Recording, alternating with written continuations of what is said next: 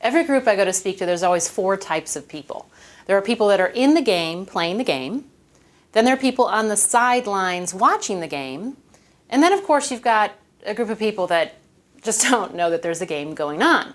But there's a fourth type of person, and that's what I want to talk to you today about. Now, in football, there are actually 53 players on the roster of a professional football team. Okay, I just learned that. And what's interesting, though, is that at any given time, there's 11 people on the field from each team. So that means that there are 22 people in the game, in the game playing the game. So say 22. 22, good. 22 people in the game playing the game. That then means that there's 84 people on the sidelines just watching the game. Now, what's really interesting about football, though, is that in any given play, there's only 4 people that actually touch the ball. So essentially, there's only 4 people really winning the game. So today I want to talk about how to win in business despite all the circumstances that may be against you. Because in business, you always get one of two things. You get a result or you get a reason. And a lot of people have a lot of really good reasons why things aren't going so well today, but I'm a sales coach. So my job, I get paid based on results. So I've always been fascinated with, what is it about the top 10%. You got the top 10% selling 90% of the business, and you've got 90% of the people struggling. And I was like, what is it about that top 10%? What is it that they possess that the others simply don't have? And I found the answer, and I want you to write this down. The difference between a successful, fulfilled person and an unsuccessful, unfulfilled person is a choice. It's a choice whether you wake up and you make the phone calls or you sleep until 10. It's a choice as to whether or not you're going to eat healthy today or not eat healthy today, right? Because how you feel dictates all of your actions. So as a sales coach, my job is to get you to do the things that you might not feel like doing.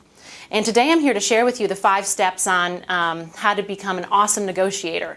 Well, I'd like to replace the word negotiate with objections, because the actual definition of negotiate means to overcome obstacles. And it's the same thing as objections, is you have to overcome obstacles that might be in your path. Now, before we get into the 5 steps, I want to tell you a little bit about how I met Bill Gallagher, who's totally awesome. I met him actually through someone that I met on a date from Match.com. Now, I know it sounds kind of strange, but good can come from bad.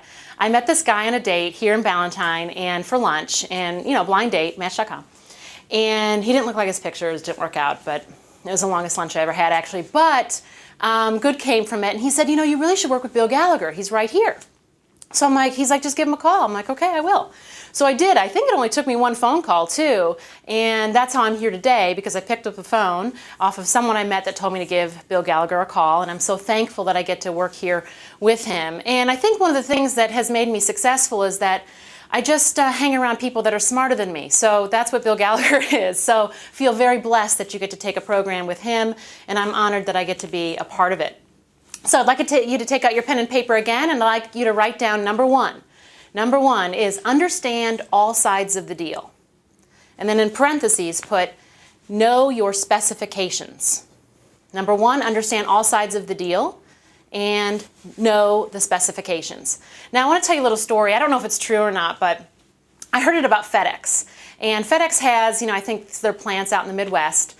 And one day the plant just shut down. It just completely shut down.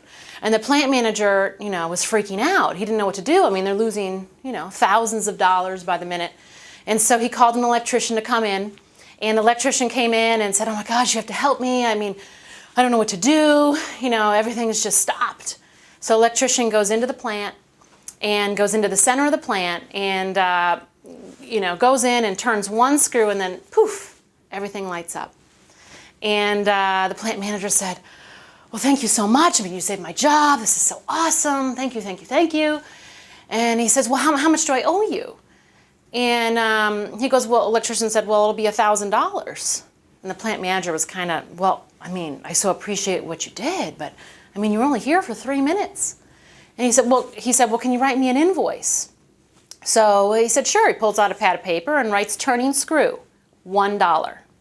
Knowing what screw to turn, $999.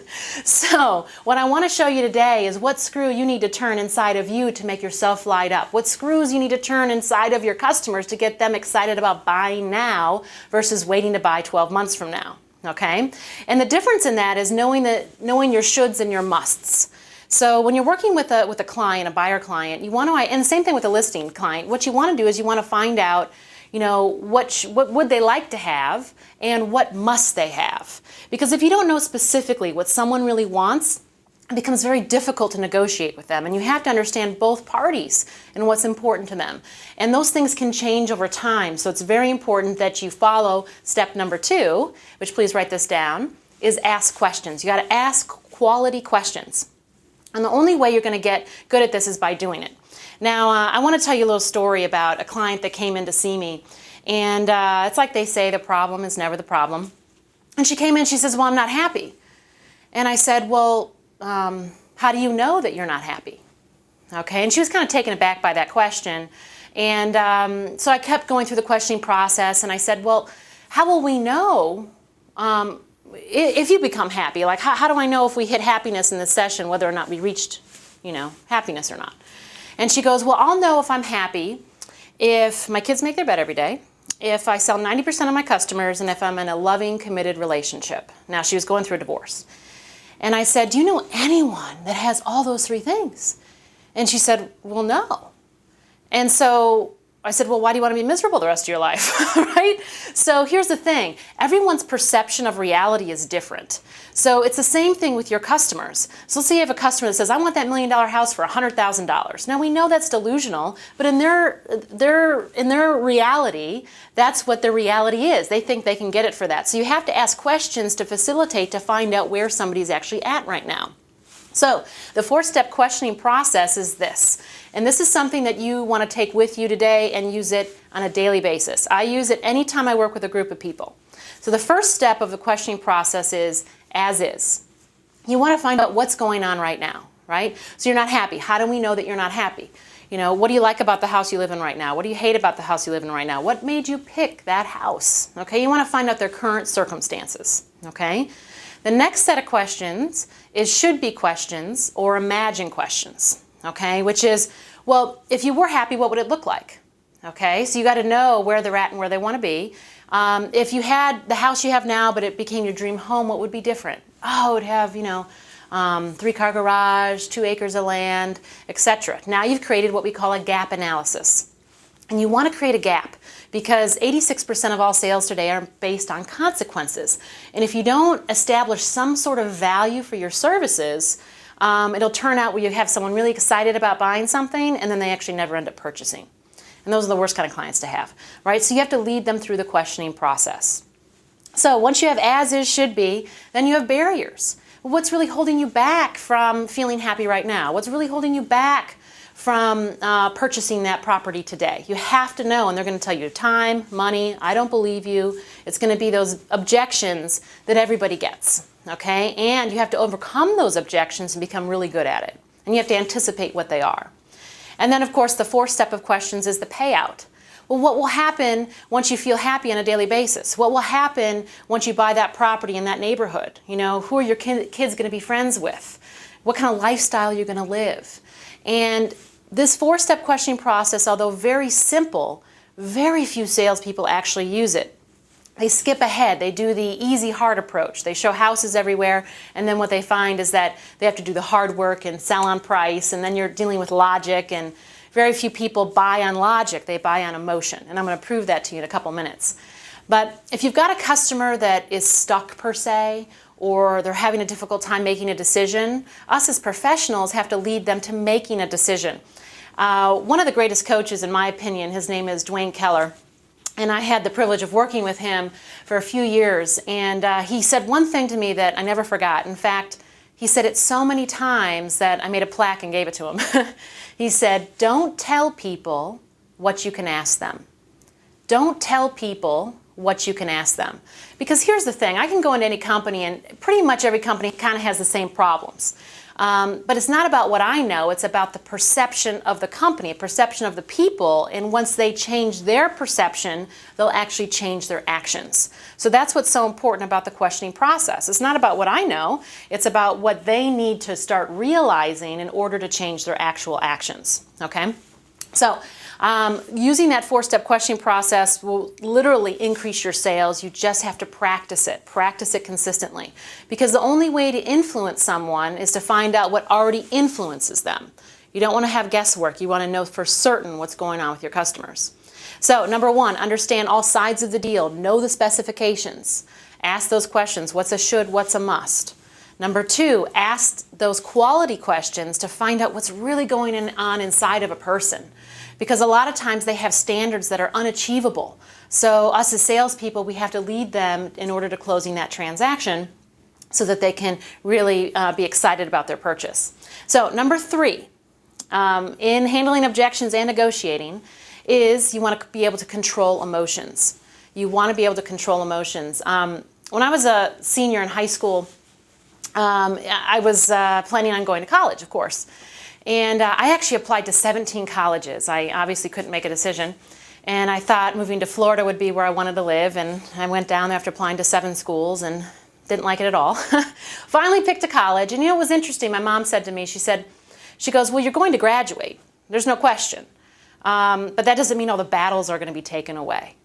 Okay, so the same thing happens in sales. Like I said, you have to make a choice to be successful. So you have to choose that you're going to win this year. You're going to make a lot of money. You're going to do phenomenal in this business. Doesn't mean the battles are going to go away. And the battles that you have to face are the emotional battles, not just your own, but also your customers. Now, I want to prove to you that the emotional battles or barriers that are in our way are what we really have to overcome, and most people don't want to talk about it. So let me give you an example. A lot of people say that the biggest objection that they get in the negotiation process is price. Okay? And I'm going to challenge anyone that thinks that and say price has very little to do with it. Okay? Because I would ask you this. How many of you here know, and I want you to raise your hand, Bill, tell me if you're doing it or not. How many of you here know someone that bought something that they could not afford? Okay? Chances are most of you raised your hand. Now, how many of you here know someone that smokes cigarettes? Okay, there's probably a few out there. And how many of you know someone that's very overweight? Okay, hands again, I'm sure that there are a lot out there. And how many of you know someone that has a friend maybe that dated someone that was like a total loser? Okay, I mean total loser. I had a girlfriend, she was smart, beautiful, educated, but she kept going back to this guy that was a loser, and I kept saying, voice of reason, he's a loser, find somebody else, but she kept going back, and that's an emotional connection. Same thing why someone smokes cigarettes. If I said to someone that smokes cigarettes, it says on the package, you'll get lung cancer, it's like a fact, and you're going to die, and it's got 4,000 chemicals, 2 poisons, it's dipped in sugar. I mean, you will die if you continue to smoke. Will you please stop smoking? Will they stop? The answer is typically no. Why? Because we've got parts inside of us. We have a part of us that wants to stop and a part of us that does not want to stop. And until you flip the pendulum, until you actually make a change, that person's going to stay stuck or they're going to continue to smoke. So it's an emotional thing. Next thing I would ask you is, someone that, think about the shoes, the purse, or the pants that you have on today. Did you pay over $50 for any of those things that you have on you? I'm sure if you're a man, you probably don't have a purse, but anyway. But think about it. Maybe your spouse. Why is it that people pay $500 for a handbag, $200 for shoes, $300 for a pair of jeans when they can get all that for under 30 bucks? Well, it's an emotional thing because it's how it makes us feel. Okay? And that's how you can sell ice to Eskimos. If you can figure out the trigger points inside someone that makes them feel a certain way, they'll end up buying anything. But you have to make sure you ask the right quality questions to get them there. Okay? So it all comes down to how somebody feels all the time. And how they feel is going to drive their behavior. It's the same thing if you want to go to the gym at 5 o'clock today, but the couch is in the way with a bag of potato chips, right? If you don't feel like working out, chances are you won't do it. But if you can train yourself to do what you decide to do, like you choose to be successful, so you're going to pick up the phone on a daily basis, right? Versus I don't feel like it today, or it's Monday and nobody wants a phone call on Monday, whatever the excuse might be, you can literally create your own destiny. And that's what's really exciting about negotiation and, more importantly, handling objections. So control your emotions, identify what drives you to do certain things, and then identify what drives your customers to do certain things. All right, so number 4 is you need to get leverage. Remember how I said we've got those parts, right? So part of us, let's say smoking, someone wants to stop and someone doesn't want to stop, right? You've got those parts. In order to get leverage, you have to figure out the pain point that somebody has or the pleasure point. You know that's that saying, you know, when one door closes, another one always opens? I'm sure you've heard it. When one door closes, another one always opens. Well, they forget the last part of that quote, and I want to tell you what it is. When one door closes, another one always opens. But, say but, sometimes it's hell in the hallways, okay? So sometimes you're in the hallway, you got that client. Oh, okay, that client decided not to buy, but ooh, I've got a new client. Oh, but now I'm in the hallway, it's hell for 12 months until they make a decision, okay? So what we want to do is we want to get leverage in order to get that person to get over their fears, get over their doubts, and actually, you know, drive them to make a decision. So it's not really about earning the business today, it's about converting the business. Can you convert someone that's not interested to actually becoming open and willing and interested in buying a property? And that's what getting leverage is all about. So number 5. Number 5 is no fear. Okay, no fear. Now I'm going to tell you actually how to get over fear because it's typically the main reason that holds people back from really being successful. And how to overcome fear is a term called systematic desensitization. Okay, very technical. But what it means is that the more you do something, the less fearful it becomes. Okay, now I'll never forget, I was doing a fire walk. This is like 6 years ago, where you actually walk on, you know, 2,000-degree coals, 12 feet long. Not a logical thing. And I remember I was going to walk on fire, and I thought, I get it. It's about breaking through your barriers. You know, I'm just going to let go of all those barriers. I've got sensitive feet. And I've got pretty toes, and I got my nails, my toes polished, and we all know that's slammable. So you know, I'm not gonna do it. So I actually did not do it. I didn't do the fire walk, and then one of the coaches found out that I didn't do it, and I had to go back like a month later. And it was really, I was like, I don't want to do it. You know, I was afraid, even though I intellectually understood the exercise. Emotionally, I wasn't connected to it. So I had to do it. I had to do the fire walk, and I did. It was awesome. No flames went up, no blisters, right? But systematic desensitization, the more you do something, the easier it becomes. It's kind of like cold calling, right? Most people don't enjoy cold calling. And in fact, I hated cold calling when I was in business probably the first 5 years. Until I learned that some people actually like it, and it's not that hard, and there's a lot more business out there than you think. So the more you pick up the phone and do it, the easier it actually becomes. Then you actually find yourself enjoying the process. And in fact, if I didn't enjoy it, I wouldn't have picked up the phone and called Bill or be here with all of you wonderful people. So you can overcome fear. You just have to say that there's no fear. Now, I'm going to give you an affirmation. And this affirmation will assist you and remind you that you can overcome any obstacle. And it's this: I can be what I will to be. Say that after me. I can be what I will to be. You can change, you can recreate anything, you can go from nothing and create something fantastic. It's just about identifying what's your outcome, right? You're going to graduate from college, that's a done deal, it's already set. You're going to be successful this year, you've already chosen it. The battles, though, are what we need to overcome, and now it's all that stuff in between, and you can be what you will to be. It can be done. Now, Michael Jordan was interviewed. I'm always fascinated with successful people, and they interviewed Michael Jordan. They said, you know, what makes you so great, Michael? I mean, you're just the best of the best. And Michael replied, and he said, I beat my opponents in my head before I ever step on the court. Okay, so all you have to do is choose to be successful up front. And of course, if you want to be one of the 4 people that touch the football, all you have to do is choose to win. And by doing that, you can overcome any obstacles.